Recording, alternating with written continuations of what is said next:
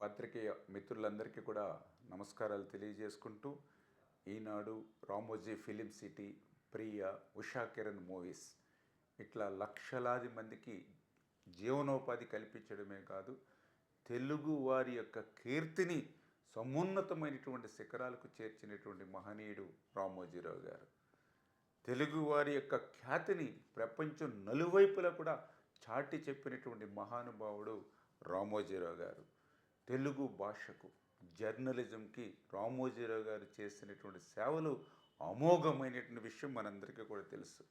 ఆ కీర్తిని చూసి ఓర్వలేనటువంటి, ఏ మాత్రం కూడా నైతికత లేనటువంటి అంబటి లాంటి వారు కూడా ఈవేళ రామోజీరావు గారు లాంటి మహనీయుడిని విమర్శించడం అనంటే ఆకాశం మీద ఉమ్మి వేయడం అని చెప్పి ఈరోజు ప్రజలందరూ కూడా భావిస్తున్నటువంటి పరిస్థితి.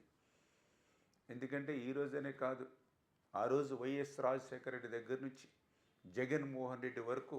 వ్యవస్థలన్నింటినీ కూడా గుప్పిట్లో పెట్టుకుని తమ అవినీతిని రామోజీరావు గారు ప్రజల తరపున ప్రశ్నిస్తున్నాడు అనేటువంటి కక్షతో ఎన్నో అక్రమమైనటువంటి కేసులు పెడితే అటువంటి కేసుల నుంచి నీతిగా, నిజాయితీగా విజయం సాధించినటువంటి వ్యక్తి రామోజీరావు గారు అనే విషయం చాలా స్పష్టంగా. ఎందుకంటే ఒక పత్రికా రంగంలో కానీ,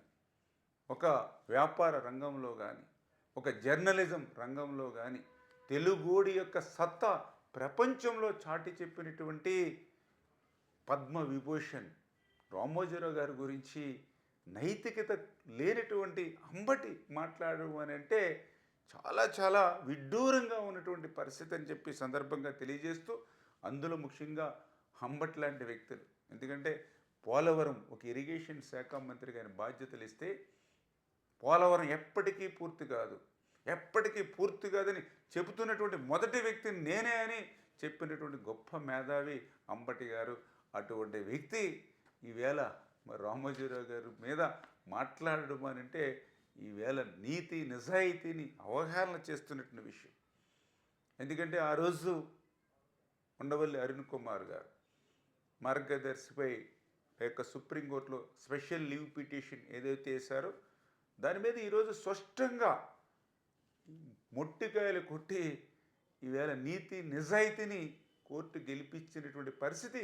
ఈవేళ మనందరం కూడా చూసాం. రామోజీరావు గారు కడిగినటువంటి ఆనిముత్యంలా బయటకు వచ్చినటువంటి పరిస్థితి కూడా మనందరం కూడా చూసినటువంటి పరిస్థితి.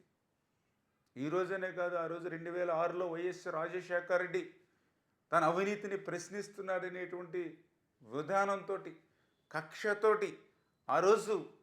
అక్రమమైనటువంటి కేసులు రామోజీరావు గారి మీద, వ్యాపార సంస్థల మీద బనాయిస్తే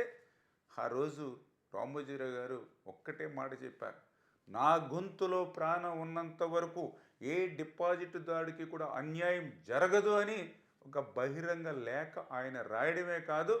ఆ లేఖ ద్వారా ఈనాటికి కూడా ఏ ఒక్క డిపాజిట్దారుడికి కూడా అన్యాయం జరగకుండా తన సొంత ఆస్తుల్ని సైతం పణంగా పెట్టి ఆ డిపాజిట్దారులకి న్యాయం చేసిన వ్యక్తి రామోజీరావు గారు. ఆ రోజు మనం చూసాం, ఆ డిపాజిట్దారులో కానీ, చిట్ ఫండ్స్లో కానీ ఎవరైనా అడ్రస్ మరియు కానరాకపోయినా, లేదంటే డాక్యుమెంటేషన్ పూర్తి అవ్వకపోయినా అటువంటి వారి పేర్ల మీద కూడా ఎస్క్రో అకౌంట్ ఓపెన్ చేసి వాళ్ళ సొమ్మును ఆ అకౌంట్లో భద్రపరిచినటువంటి వ్యక్తి రామోజీరావు గారు. అందుకే ఆ రోజు కోర్టు కూడా ఒక పిలుపు ఇచ్చింది: ఎవరైనా డిపాజిట్స్ రాకపోతే వాళ్ళు కోర్టుకి రావచ్చు అని చెప్పి కోర్టు ఆహ్వానిస్తే ఏ ఒక్క డిపాజిట్దారుడు కూడా కోర్టు మెట్లెక్కలేదు అని అంటే అది రామోజీరావు గారి మీద ఉన్నటువంటి నమ్మకం, రామోజీరావు గారి మీద ఉన్నటువంటి నీతి నిజాయితీకి నిలువుటద్దం అనే విషయం ఈ సందర్భంగా తెలియజేస్తూ, వాస్తవాలు ఇంత కళ్ళకు కంటినట్లు మనకు కనిపిస్తూ ఉంటే ప్రజలు బుద్ధి చెప్పినా కూడా బుద్ధి రానిటువంటి వైసీపీ వాళ్ళు, అంటే లక్షలాది కోట్ల ప్రజల సొమ్ముని దోచేసినటువంటి ఈ వైసీపీ నేరగాళ్లకు, డిపాజిట్దారుల కోసం తన సొంత ఆస్తుల్ని సైతం మరి అమ్మి డిపాజిట్లు చెల్లించినటువంటి రామోజీరావు గారికి నక్కకి నాగలోకానికి ఉన్నంత తేడా ఉందని చెప్పి మీ ద్వారా తెలియజేస్తూ ఉన్నాను.